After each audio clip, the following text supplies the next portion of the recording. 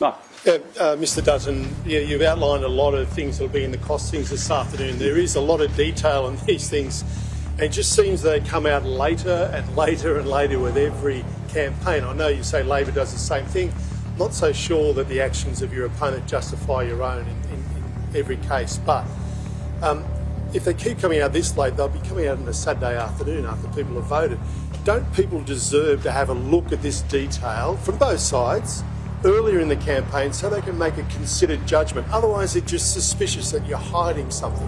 Well, Mark, the detail will be there for people to see, and what they'll see is that debt will be lower under us by $40 billion, and that means that we don't have Labor's spending problems. See, the problem with this government is that they've spent $425 billion extra, which is what's driven up interest rates.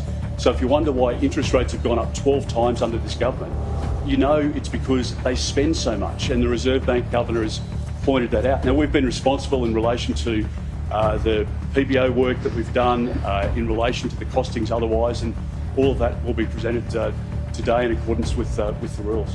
Mr. Dutton. Sorry, do you want to go to... Yeah, please, Chair. Thank you. Thanks, Mr. Dutton. I have to say, we're missing the fun tie today. Where's the fun tie? You're here in Dickson today. You've got to win back 20 seats to win government. Why are you in your seat? Are you worried about Dickson? I'm here today for the Red Shield Appeal breakfast. So I do it every year, and I clear whatever's in my diary to do it. But are you worried about your seat? And I've been supporting the Red Shield Appeal for almost 25 years in my seat, and we've raised hundreds of thousands of dollars, and it was set for today. I think probably the organisers thought there was going to be an election in April, and so it was set for today. But I'm here as a proud supporter of the local Salvation Army, and I want to thank everyone who's upstairs donating at the moment, because that will help young Australians who are in need in my electorate. It'll help the homeless, and it'll help the work that the Salvos do. So you're not worried about losing your seat? Really pleased to be here. Mr Dutton, earlier in the campaign, when you were asked about schools and curriculums, someone asked you about a woke agenda in schools, and you spoke about the potential for a coalition government to condition funding to the states based on their curriculum. Sarah Henderson, the education spokesperson, said the coalition would have more to say about that in the campaign. I don't think that detail has come through yet. Would you be able to tell us what changes, if any, you would like to see made to school curriculums, additions, subtractions, so forth? Well, what we'll do is we'll work with parents to reflect what they want to see in the education system, and that is a good education for their children, and a coalition government. When we were last in government, despite what the Prime Minister has told you, the funding went from $13 billion to $25 billion a year, which was significant. So we'll continue to fund education at a record rate, and we want our kids to get the best possible education. What would you change? Yes, no. What would you change about the curriculum? Just going back to that question. We don't have any proposals. Okay. Well, early in your preamble, next one, mate. Yeah. In your preamble, you said. No, sorry, but we're just doing one each. Yeah. No, I was just asking you to answer the question before. We'll just go to the next one. Yeah. No, Mr. Dutton, in your preamble, you said that the election was a referendum on the past 3 years, not the election campaign. Do you concede that the campaign hasn't gone as smoothly as you would have liked? I just think Australians now are most worried about what the next 3 years looks like, and they're worried that if there is an Albanese government, it's going to mean higher costs, and that's what the last 3 years have been, and Australians can't afford 3 more years of Labor. So I want to make sure that we can have a credible alternative, which is exactly what we've done. We're saying to Australians that we're going to give you immediate assistance now to help you through the cost of living crisis that Labor's created. The 25 cents a litre cut off petrol is important. It's also important to give people back some of the tax that they've paid. We do that through the $1,200 rebate. Australians will be asking themselves, am I better off today than 3 years ago? And of course, the Prime Minister couldn't answer this question at the press club. And the Prime Minister hasn't been able to run a campaign to say, you know what, vote for the Labor Party at this election because you're better off, and list the 5 things that you're better off on. It's not the reality. And that's why the negative campaign has been so pronounced by the government. They're not telling people about the last 3 years because it's been a disaster for families. And I want to make sure that we can help families, which is what a coalition government will always do, through better management of the economy and providing assistance to people in the immediate now, here and now, and then bringing in changes which will bring costs down across the economy. And that's through better economic management and obviously our energy plan. Oi, you ever feel like you're being taken for a ride by a bloke in a suit who reckons he's got your back while he's quietly pickpocketing your wallet? Yeah, same. Because right now, Peter Dutton's out here selling snake oil to the nation, like it's a Boxing Day sale. Lower debt by $40 billion, he says, while casually forgetting his party's about to splash $600 billion on nuclear reactors like it's monopoly money.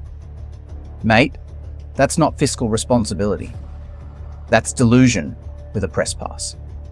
Before we rip into this carefully staged circus, where Peter Dutton plays economic saviour while dodging his own math, Sky News acts like his unpaid hype team, and 600 billion nuclear dreams get sold like clearance items. Smash that like button like it's the last honest headline on air. Subscribe if you're sick of being sold fear wrapped in buzzwords. And don't miss the early vote late decision tea. Only $16 for the next 48 hours. Wear it while they spin your reality into campaign gold. Now, I'm not here to play cheerleader for Labor either. Trust me, they've got their own circus of clowns, juggling promises and gas bills. But Dutton strutting out, chest puffed, whinging about Labor's spending problem, while his mob preps to drop a truckload of taxpayer cash on nuclear pipe dreams. That's rich. You're not fixing the house, mate. You're setting the shed on fire and handing us the hose. And while Sky News is polishing his shoes with airtime, acting like he's the second coming of Menzies, let's not forget who we're dealing with. This is the same bloke who once said Australians were scared to go out at night because of African gangs. Remember that rubbish? It was all fear. No facts. Now he's doing the same song and dance, just changing the beat. Labor spent too much. Interest rates up. Blah, blah, blah. And yet the Reserve Bank governor never blamed one side. He blamed government stimulus during a global pandemic. But Dutton's banking on you not knowing that. Or caring. And the media? Oh, mate. The media's treating this budget costings rollout like it's the second season of Bluey. Dramatic music, dramatic lighting, zero substance. Have you noticed how costings always drop late in the campaign? Like they're trying to sneak it under your door after you've already voted. You ask why? Because they are hiding something. If your numbers were so brilliant, you'd be yelling them from the rooftops, not burying them on a Friday arvo before the weekend footy. But wait, there's more. And I swear this next bit's not satire. Dutton wants to tinker with school curriculums. Why? To stop the woke agenda. That's right. Your kid learning empathy and Indigenous history is apparently a bigger threat than climate change or stagnant wages. He reckons they'll condition federal funding based on whether schools toe the coalition's ideological line. That's not education reform. That's a culture war wrapped in a school blazer. And they don't even have a real plan. When asked what they'd actually change in the curriculum, Dutton's response was basically, "Oh, we'll listen to parents." Listen to which parents, Pete? The ones calling into talkback radio demanding Shakespeare be replaced with Sky After Dark. Let's not even pretend this is about kids. This is about wedge politics.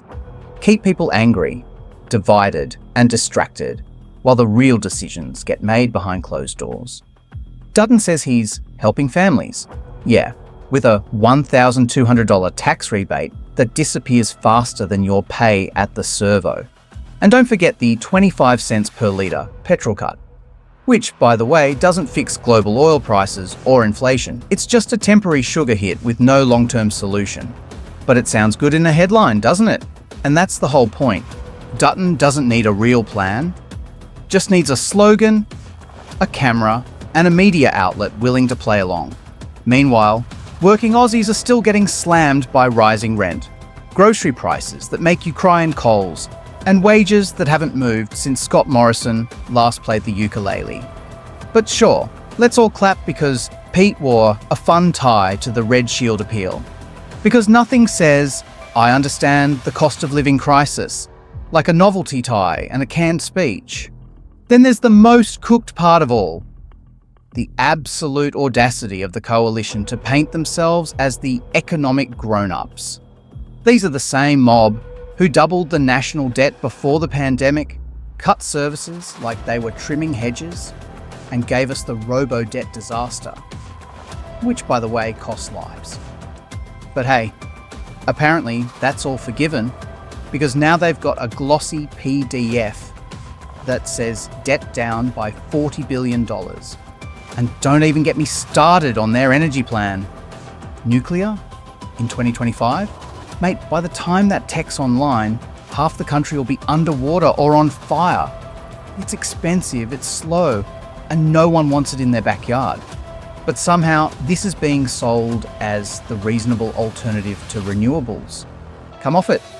They're pushing it because it keeps their donors happy and lets them pretend they're doing something without upsetting the coal lobby. The kicker?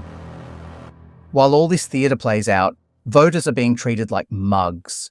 You're not meant to ask real questions. You're not meant to dig past the slogans. You're meant to cop the sound bites and pick the side with the least dirty laundry. And the journos who do ask real questions, they get brushed off, dismissed, or ignored completely. Like the bloke who asked about the late release of costings. Dutton didn't answer. He just repeated the same scripted line about $40 billion in savings. It's like talking to a voicemail on loop. And yeah, sure, Labor isn't squeaky clean either. But at least they're not out here rewriting school books to suit their donors, or pretending the economy's a backyard barbecue you can fix with a trip to Bunnings. Dutton's treating this campaign like a rerun of border security. All fear, no solutions, lots of yelling. So, yeah, if you're sick of being talked down to by blokes who've never filled up a jerry can in their life, if you're tired of being told that nuclear power is the future while your solar rebate gets slashed, if you're over the whole vote for us or the country explodes style of leadership, maybe it's time to stop clapping for clowns and start asking some real bloody questions. Smash that like button like it owes you rent. Subscribe if you've had enough of being gaslit by political cosplay. And don't forget to grab the early vote, late decision shirt. Because if the costings drop any later next election, we'll be voting off the back of a bloody cereal box. See you legends in the next one. Let's keep the bastards honest.